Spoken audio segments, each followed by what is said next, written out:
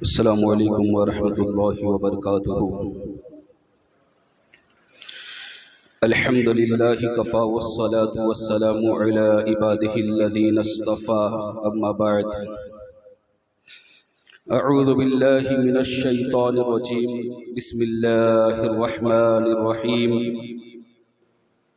يرفع الله الذين آمنوا منكم والذين أوتوا العلم درجات والله بما تعملون خبير، صدق الله العظيم وصدق رسوله النبي الأمين الكريم، ونحن على ذلك لمن الشاهدين والشاكرين والحمد لله رب العالمين۔ بعد توحید کے متوالو، غوث اعظم کے جانثارو، آئیے کچھ عرض معروض سے قبل ہم اور آپ مل کر آقا نامدار، مدینے کے تاجدار، امت کے غمخوار، شاہوں کے تاج، آقاؤں کے آقا، ہم غلاموں کے محسن، یتیموں کے سہارا، بے آسروں کے آسرا، بے خانماؤں کے ماوا، غریبوں کے محب، مسکینوں کے ساتھی، مساوات کے حامی، صدق کا منبع، صبر کا معدن، خاکساری کا نمونہ، اولین انسان، محبوب ذیشان، مومن کا ایمان، صبح کائنات کے شمس الضحیٰ، شام کائنات کے بدر الدجا، محمد عربی روح فدا صلی اللہ تعالی علیہ وسلم کی بارگاہ میں جس طرح سے میں پڑھاتا ہوں، میرے ساتھ مل کر پڑھیے، الصلاۃ والسلام علیک یا رسول اللہ، الصلاۃ والسلام علیک یا حبیب اللہ، الصلاۃ والسلام علیک یا نبی اللہ، صلی اللہ تعالی علیہ وسلم۔ برادران ملت اسلامیہ، خطبہ مسنونہ کے بعد میں نے جس آیت کریمہ کے ایک حصے کی تلاوت کرنے کا شرف حاصل کیا، اللہ تبارک و تعالی مجھے حق کہنے، آپ کو حق سننے، ہم سب کو اس پر عمل کرنے کی توفیق عطا فرمائے۔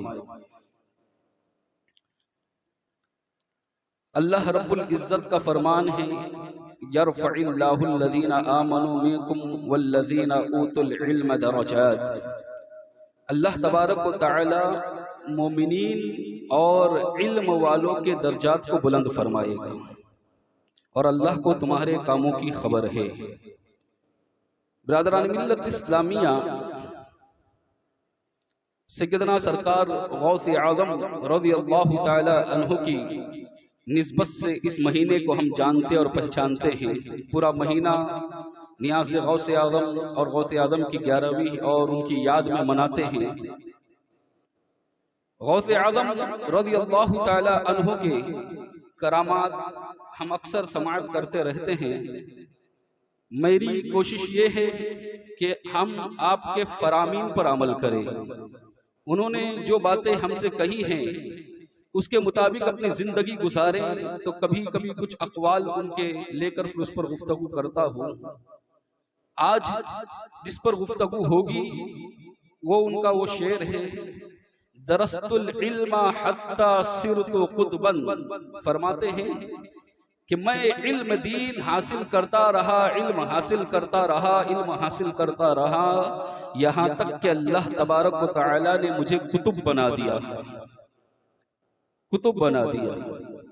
کچھ لوگوں کی یہ غلط فہمی ہے کہ وہ ہر ایرو غیرو کو اور جو گندے میلے کچیلے رہتے ہیں، جو نماز نہیں پڑھتے، کئی مہینوں تک نہاتے نہیں ہیں، لیکن اپنے آپ کو فقیر بولتے ہیں، وہ لوگ اپنے آپ کو فقیر بولتے ہیں۔ کچھ لوگ ان کے پیچھے پڑ جاتے ہیں، ان کے پیچھے لگ جاتے ہیں کہ نہیں یہی اللہ والا ہے، اسی کو اللہ والا سمجھ لیتے ہیں، اور اس کے پاس نہ کوئی شریعت کا علم ہوتا ہے، نہ طریقت کا علم ہوتا ہے، اور نہ کوئی اور چیزوں کا کوئی علم۔ جاہل قسم کے لوگ ہوتے ہیں ایسے۔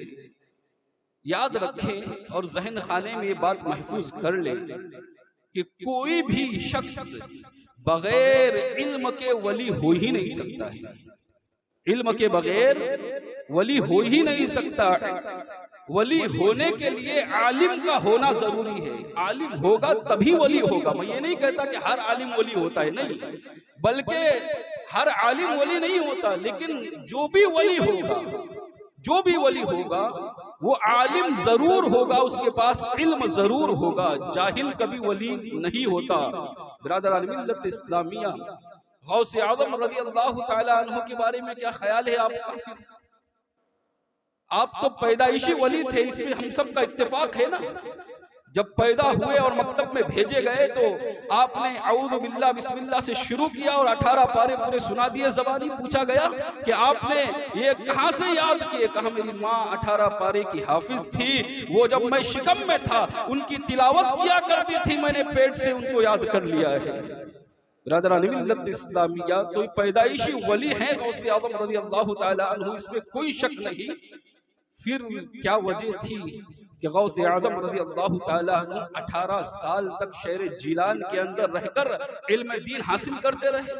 18 سال آپ نے جیلان میں علم دین حاصل کیا، اور جب آپ کی 18 سال عمر ہو گئی، جانتے ہوئے وہ عمر تھی والد کا سایہ سر سے بچپن میں ہی اٹھ گیا تھا، ماں کو اب سہارے کی ضرورت تھی، آسرے کی ضرورت تھی۔ بیٹا جوان ہو جائے تو ماں سوچتی اگر ایسا بیٹا جس کے باپ کا سایہ بچپن ہی سے سر سے اٹھ جائے تو اب جب بیٹا جب جوان ہوگا، 18 سال کی عمر میں ہوگا، کوئی پڑھنے کے لیے ماں بھیجے گی اسے؟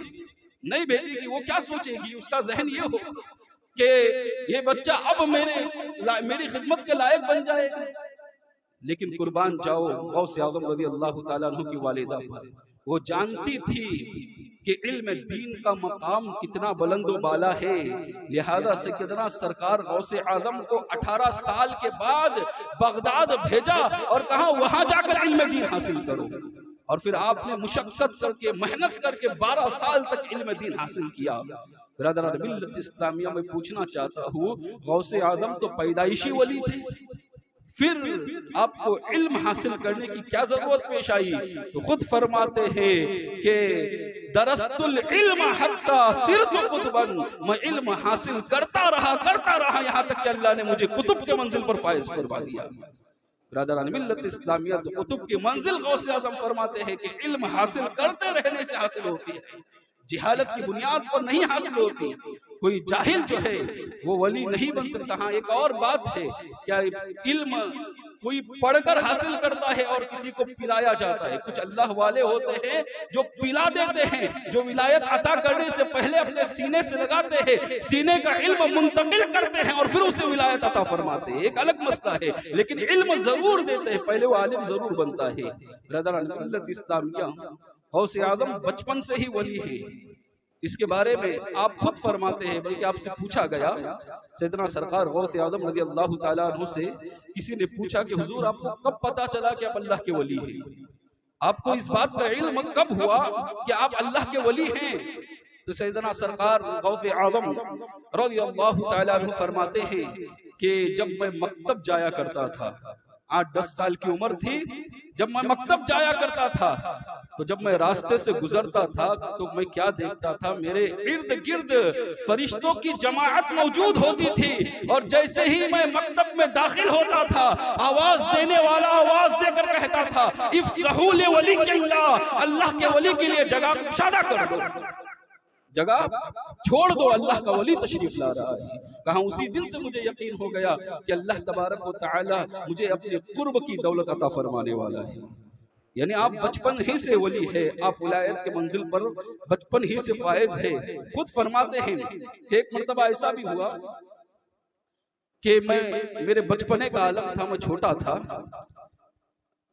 بچوں کے ساتھ میں جا رہا تھا کہ بچوں کے ہاتھ ایک بیل آ گیا، بچوں کے ہاتھ بیل تھا، غریب تھا، مارنے والا نہیں تھا اس طرح سے، تو بچوں نے اس کے ساتھ شرارت شروع کی۔ ہوتا ہے کبھی کبھی بچے اس طرح کی حرکتیں کرتے ہیں، کوئی دم پکڑ کر کھینچتا تھا، کوئی کیا کرتا تھا، اس طرح بچوں نے اس کے ساتھ کھیلنا شروع کیا بیل کے ساتھ۔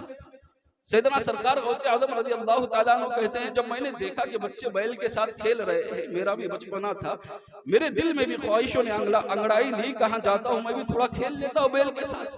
جیسے ہی میں قریب گیا اور بیل کی دم ابھی پکڑا تھا، کھیلنا شروع نہیں کیا تھا، دم پکڑا تھا، سیدنا سرکار غوث اعظم رضی اللہ تعالیٰ عنہ کہتے ہیں بیل بول پڑا، دم پکڑنے کے ساتھ بیل کہنے لگا کہ اے عبد القادر، یہ بچے کھیل رہے ٹھیک ہے، تم تو اس لیے نہیں بنائے گئے ہو، تم تو اس لیے نہیں پیدا کیے گئے۔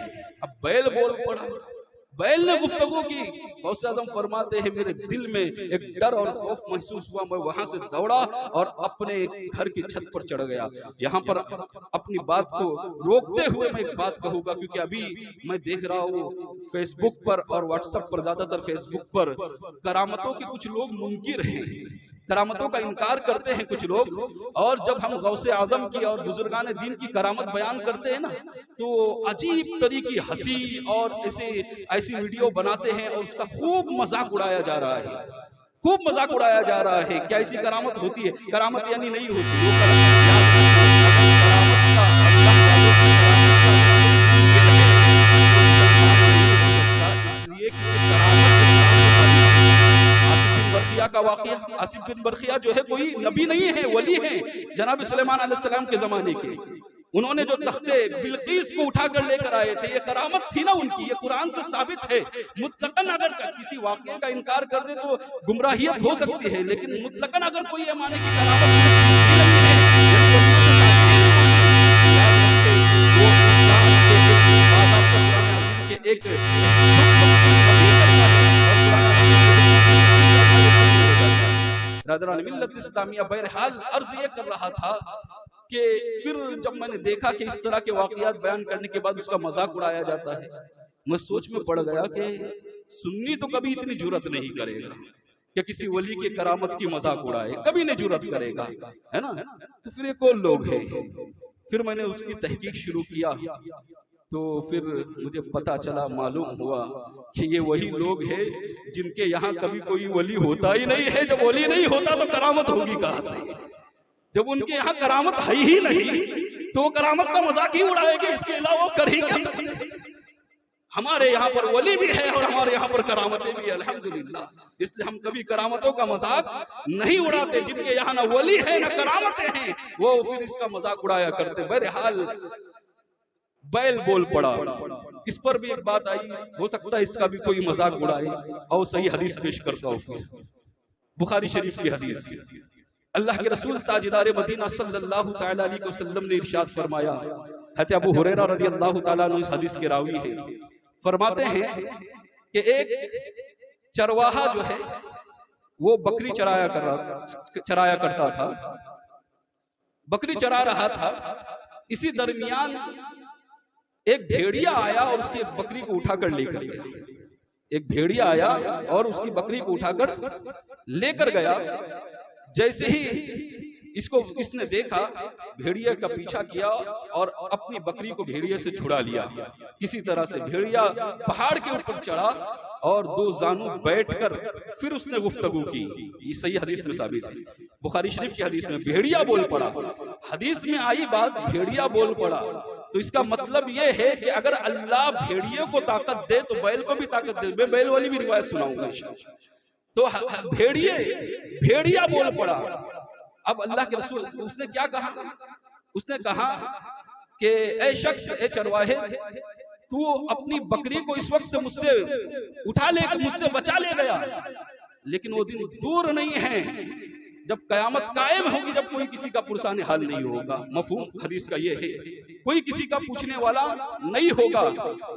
تو جیسے ہی جب بھیڑیا بول پڑا نا تو اسے بڑا تعجب ہوا، وہ آدمی کو بڑا بھیڑیا بول پڑا، تعجب ہوا اسے۔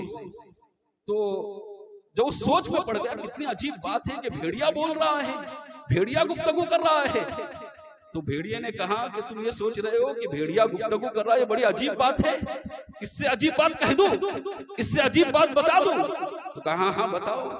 تو کہا اس سے عجیب بات یہ ہے کہ مدینے میں اللہ کے رسول تشریف لائے اور تو ابھی تک یہاں پر بکری چرا رہا ہے، ایمان نہیں لایا۔ کہا اس سے بھی عجیب بات ہے، میرے بولنے سے بھی عجیب بات ہے، رسول تشریف لا چکے ہیں۔ وہ دوڑ کر اللہ کے رسول صلی اللہ علیہ وسلم کی بارگاہ میں حاضر ہوا اور دامن اسلام میں داخل ہو گیا۔ تو بھیڑیوں کا بولنا، ہرنی کا بولنا، یہ بھی حدیث سے ثابت ہے۔ بیل کا بولنا یہ بھی حدیث سے ثابت ہے۔ ایک بیل پر ایک شخص سوار ہو کر کہیں جانے لگا، بیل سواری کے لیے نہیں ہے، بیل جو ہے یہ کھیتی باڑی کے لیے ہے، بیل سواری کے لیے نہیں ہے، تو لیکن اس نے سواری کے لیے استعمال کیا، تو اس نے بیل بول پڑا کہ میں کھیتی باڑی کے لیے پیدا کیا گیا ہوں، سواری کے لیے نہیں۔ تو اس کو بڑا تعجب ہوا۔ آقا علیہ الصلوۃ والسلام اس بات کو بیان کرتے، کہا کہ اس شخص کو بڑا تعجب ہوا اور وہ کہنے لگا بیل بھی بولتا ہے۔ آج بھی ہے نا کچھ بیل لوگ بولتے کہ بیل نہیں بول سکتا، اگر اللہ چاہے تو بیل بھی بول سکتا ہے، یہ اللہ کی قدرت ہے، سمجھے؟ جو یہ سہے کہے اور کرامتوں کا مذاق اڑائے وہ خود بیل ہے، یاد رکھنا برادران ملت اسلامی کا۔ بہرحال جب وہ بیل بول پڑا تو اس کو بڑا تعجب ہوا، پھر بیل نے اسی طرح کی بات کی۔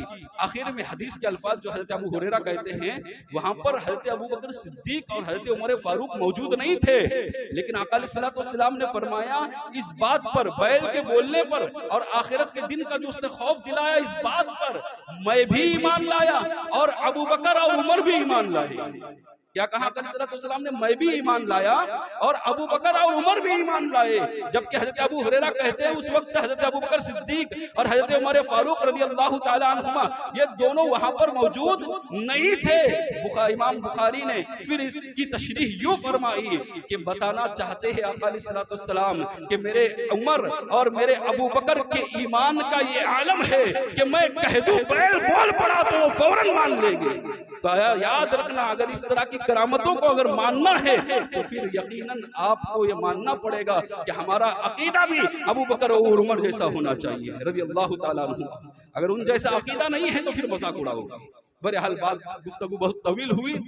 کہاں غوث اعظم رضی اللہ تعالیٰ عنہ نے کہ میں جیسی بیل بول پڑا میں دوڑ کر اپنے چھت پر گیا، عرفے کا دن تھا، لوگ حاجی حج کرنے کے لیے گئے تھے۔ جیسی چھت پر گیا، چھت پر جانے کے بعد کیا دیکھتا ہوں کہ چھت کے اوپر جیسے ہی گیا میرے سارے پردے جو سامنے سے ہٹا لیے گئے اور سامنے سے سارے پردے ہٹ گئے اور میں اپنے شہر جیلان میں رہ کر اپنی چھت سے میدان عرفات کے حاجیوں کو دیکھ بھی رہا تھا اور وہ جو تکبیر پڑھ رہے تھے، لبیک کہہ رہے تھے، ان کی آواز کو بھی سن رہا تھا۔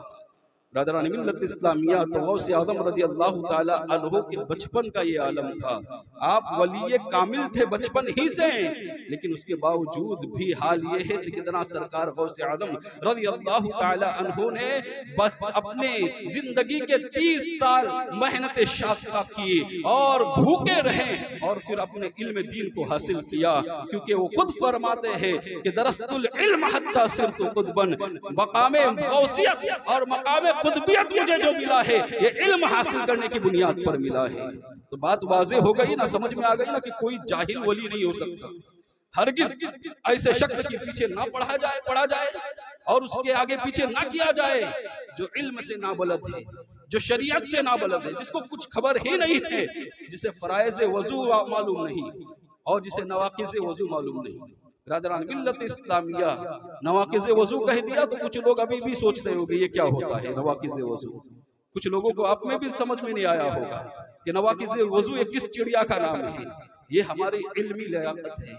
ہم اس نبی کے ماننے والے ہیں جس نبی کے اوپر سب سے پہلے وحی نازل ہوئی ہے، اقرا پڑھو، اور ہم ہیں پڑھتے نہیں۔ وضو، نواقض وضو کسے کہتے ہیں اور کتنے لوگ ایسے ہیں، میں پوچھنا چاہتا ہوں جن کو یہ پتا ہے کہ وضو کتنی باتوں سے ٹوٹتا ہے؟ پتا ہے کتنی باتوں سے ٹوٹتا ہے؟ نہیں پتا ہے۔ کیوں؟ کیونکہ ہم علم حاصل ہی نہیں کرتے، ہمیں شوق ہی نہیں ہے۔ ہم صرف لنگر غوث اعظم کھاتے ہیں، نیاز غوث اعظم کھاتے ہیں اور غوث اعظم کے فرمان پر عمل نہیں کرتے۔ غوث اعظم کے بتائے ہوئے راستے پر چلنے کے لیے تیار نہیں ہیں۔ ہم نے اپنا سب کچھ کھانا کھلانا سمجھ رکھا ہے۔ برادران ملت اسلامیہ، غوث اعظم کو مانتے ہو تو شرط یہ ہے غوث اعظم کی بھی مانا کرو۔ ان کو ماننا اور ان کی ماننا دونوں ضروری ہے۔ ان کو بھی ماننا ضروری ہے اور ان کی ماننا بھی ضروری ہے، ان کی بات ماننا بھی ضروری ہے۔ برادران ملت اسلامیہ، تو ہم اس نبی کے ماننے والے ہیں جن پر سب سے پہلی آیت نازل ہوئی اقرا پڑھو، اور ہم پڑھنے سے غافل ہیں۔ نہ ہم علم دنیا پڑھتے ہیں نہ علم دین حاصل کرتے ہیں۔ ہماری قوم سے زیادہ جاہل کوئی نہیں ہے۔ نہ ہمیں شرائط نماز کا پتہ ہے نہ فرائض نماز کا پتہ ہے۔ میں سچ کہتا ہوں، ذرا میں کسی کو رسوا بھی نہیں کرنا چاہتا، میں آپ کو بالکل رسوا، میں آپ کو احساس دلانا چاہتا ہوں کہ دیکھو واقعی یہ چیز کا علم ہے آپ کے پاس۔ آپ فرائض نماز، واجبات نماز، شرائط نماز جانتے ہو کیا کیا ہے؟ اگر نہیں جانتے، جو اسلام کی بنیاد ہے اس کی چیزوں کو اور اس کے فرائض کو نہیں جانتے تو پھر کیا جانتے ہو؟ کیا علم ہے ہمارے پاس؟ ذرا غور کرے برادران ملت اسلامیہ، غوث اعظم رضی اللہ تعالیٰ عنہ نے کیوں اتنی محنت کی جب آپ کے پیدائشی ولی تھے؟ وہ اپنے ماننے والوں کو بتانا چاہ رہے ہیں کہ دیکھو میں غوث ہو کر علم دین کی طلب میں جڑ گیا ہوں اور بھوکا بھی رہا ہوں، محنتیں بھی کی ہیں، مشقتیں بھی کی ہیں، اور تم میرے ماننے والے کیسے ہو کہ جاہل ہو، علم سے نابلد ہو، شریعت کا کچھ پتہ نہیں ہے، علم شریعت سے ناواقف ہو۔ برادران ملت اسلامیہ، تو علم دین حاصل کرو، ابتدا سے فرائض وضو سے شروع کرو، فرائض غسل سے شروع کرو، کن چیزوں سے غسل ٹوٹتا ہے، کن چیزوں سے وضو ٹوٹتا ہے، یہی تک نہیں معلوم ہے کچھ لوگوں کو کہ غسل کب فرض ہوتا ہے۔ سچ کہتا ہوں، کہاں کتا اگر پیر پہ لگ جائے، جسم میں لگ جائے تو غسل فرض ہو جاتا ہے، یہاں یہ کہنا ہے ہمارے لوگوں کو۔ ایسے ایسے مسائل پوچھتے ہیں لوگ۔ حال یہ ہے کہ ایک ایسا شخص جسے میں جانتا ہوں، اس نے ابھی اسی مہینے میں مجھے فون کیا، آپ یقین کرو میں نے اپنے بچپنے میں دیکھا تھا اس شخص کو نماز پڑھاتے ہوئے دیکھا تھا میں نے، جب امام نہیں تھا تو وہ نماز پڑھاتا تھا ان کے امام کی غیر موجودگی میں۔ باشرہ ہے اس کا فون آیا اور اس نے جب سوال کیا، سوال کا جواب تو میں نے دیا، اور سوال پوچھنا چاہیے، کوئی تعجب کی بات نہیں ہے اور اس میں کوئی آپ کا مقام کم نہیں ہوگا، علماء سے سوال پوچھتے رہنا چاہیے، لیکن افسوس اس بات کا ہوا سوال اس نے جو پوچھا تھا نا وہ اتنا آسان تھا، کہا کہ میرے پیر سے چپکلی گزری، کیا میرا وضو ٹوٹ گیا یا رہ گیا؟ میرے پیر کے اوپر سے چپکلی گزری، میرا وضو ٹوٹ گیا۔ میں جب چھوٹا تھا، جب وہ امامت کرتے تھے، جب امام نہیں ہوتے تھے، اور ان کو یہ نہیں پتا ہے کہ پیر سے چپکلی گزرنے کے بعد وضو رہتا ہے یا نہیں رہتا ہے۔ ذرا اندازہ لگاؤ کہ ہمارا حال کیا ہے اور ہم علم سے کتنے دور ہے۔ برادران ملت اسلامیہ، یہ احساس دلانے کے لیے آپ کو میں کہہ رہا ہوں کہ آپ علم دین حاصل کرو، کیونکہ علم دین حاصل نہیں کرو گے آپ کو پتہ نہیں رہے گا کہ آپ کی نماز ہو رہی ہے یا نہیں۔ کچھ لوگ یہ بھی کہتے ہیں پھر کہ قبول کرنے والا اللہ ہے، یقیناً قبول کرنے والا اللہ ہے، یقین ایک شخص نے مجھ سے ایسے ہی کہا کہ قبول کرنے والا اللہ ہے، ہم کیسی بھی پڑھے۔ میں نے کہا کہ ٹھیک ہے، ایک کام کرو، بغیر وضو کے پڑھ کے دکھاؤ۔ کہا بغیر وضو کے کیسے ہوگی، بغیر وضو کی نماز کیسے ہوگی؟ میں نے اچھا یہ کس نے بتایا تمہیں بغیر وضو سے نماز نہیں ہوگی؟ تو اس نے کہا کہ اللہ کے رسول صلی اللہ علیہ وسلم نے کہا، انہوں نے ہی بہت ساری باتیں بتائی کہ اس طرح سے نماز نہیں ہوگی، صرف ایک ہی بات یاد رہ گئی تم کو کہ وضو کے بغیر نماز نہیں ہوتی ہے، ایک ہی بات یاد رہ گئی، اور دوسری باتیں جو بتائی کہ اس سے بھی نماز نہیں ہوتی، اس سے بھی نماز نہیں ہوتی، وہ کون حاصل کرے گا؟ وہ علم کون حاصل کرے گا؟ برادران ملت اسلامیہ، علماء سے رابطہ کرو اور علم دین حاصل کرو۔ علم کا حاصل کرنا فرض ہے، طلب العلم فریضۃ علی کل مسلم و مسلمہ، علم دین کا حاصل کرنا ہر مسلمان مرد اور عورت پر فرض ہے۔ ہر مرد، مسلمان مرد و عورت پر اپنے مسائل خود حل کر سکے اتنا علم۔ ہم اس نبی کے ماننے والے ہیں، جب جنگ بدر کے اندر جب مشرکین کو قید کر دیا گیا تھا تو سب نے اپنی اپنی رائے دی تھی، الگ الگ رائے تھی کہ اسے اس بنیاد پر چھوڑ دیا جائے، اس بنیاد پر۔ کسی نے جزیہ کا بھی کہا تھا، اور جب جزیہ دینے کے کسی کے پاس پیسے نہیں تھے نا، وہ صاحب علم تھا، تو میرا آقا علیہ السلام نے فرمایا فلاں شخص کو لکھنا پڑھنا سکھا دو، تم آزاد ہو جاؤ گے۔ جبکہ قیدیوں کے ساتھ سلوک یہ تھا کہ اس کا سر قلم کر دیا جائے گا، لیکن آقا علیہ السلام نے صرف علم کی بنیاد پر، لکھنا پڑھنا جاننے کی بنیاد پر اور علم سکھانے کی بنیاد پر اسے قید سے آزاد کر دیا۔ گویا میرے آقا نے بتا دیا کہ علم دین حاصل کرو گے تو دنیاوی قید و بند سے آزاد ہو جاؤ گے اور تمہیں مقام عظیم حاصل ہوگا۔ کب حاصل ہوگا؟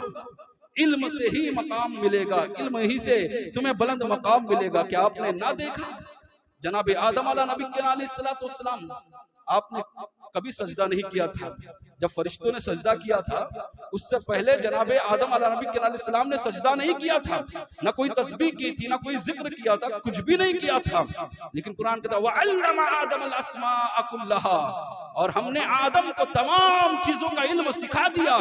جیسے ہی علم سکھا دیا اور فرشتوں کو کہا کہ یہ نام بتاؤ، یہ چیزوں کے نام کیا ہے، اور فرشتے نہ بتا پائے، جناب آدم علیہ نبی علیہ السلام نے نام بتا دیے۔ حضرت آدم علیہ السلام نے اب تک اللہ کو سجدہ نہیں کیا تھا، اللہ کی بندگی نہیں کی تھی، اور فرشتے وہ تھے جنہوں نے کہا تھا نحنو نسبح بحمدک ونقدس لک، یا اللہ ہم تیری تسبیح بھی کرتے ہیں، ہم تیری تحمید بھی کرتے ہیں۔ برادران ملت اسلامیہ، ایسی جماعت فرشتوں کی تھی جو سجدہ کرتی تھی، سجدے میں رہ جاتی تھی، سجدہ کرنے والی تھی، نمازیں پڑھنے والی تھی، تھی، رکوع کرنے والی تھی، ایسی جماعت کو جناب آدم علیہ نبی کے علیہ السلام کو سجدہ کرنے کا حکم دیا۔ وجہ کیا تھی؟ صرف یہ بات تھی کہ جناب آدم علیہ السلام کو علم سکھایا گیا تھا، علم کی وجہ سے فرشتوں نے حضرت آدم کو سجدہ کیا تھا۔ برادران ملت اسلامیہ، گویا یہ ماننا پڑے گا کہ اگر عظیم مقام حاصل کرنا چاہتے ہو تو علم حاصل کرو، علم کے بغیر کبھی آپ عظیم مقام حاصل نہیں کر سکتے۔ میرے آقا علیہ السلام نے اسی لئے فرمایا تھا طلب العلم فریضۃ علی کل مسلم و مسلمہ، علم دین حاصل کرنا ہر مسلمان مرد اور عورت پر فرض ہے۔ اور غوث اعظم کی تعلیم بھی یہی ہے کہ مجھے جو مقام قطبیت ملا ہے یہ کسی اور بنیاد پر نہیں، علم کی بنیاد پر اللہ نے کتب کے منزل پر فائز فرمایا ہے۔ برادران ملت اسلامیہ، علم دین سے، علم دنیا سے اپنے آپ کو لگاؤ، اپنے آپ کو جوڑ لو اور علم دین سے لگاؤ برادران ملت اسلامیہ، اس لیے کہ علم ہی سے جو ہے آپ کو دنیا کے اندر بھی کامیابی ملے گی اور آخرت میں بھی نجات ملے گی۔ اللہ تعالیٰ سے دعا ہے کہ سننے سے زیادہ عمل کرنے کی توفیق عطا فرمائے۔ وما علینا الا البلاغ۔ السلام علیکم و رحمۃ اللہ وبرکاتہ۔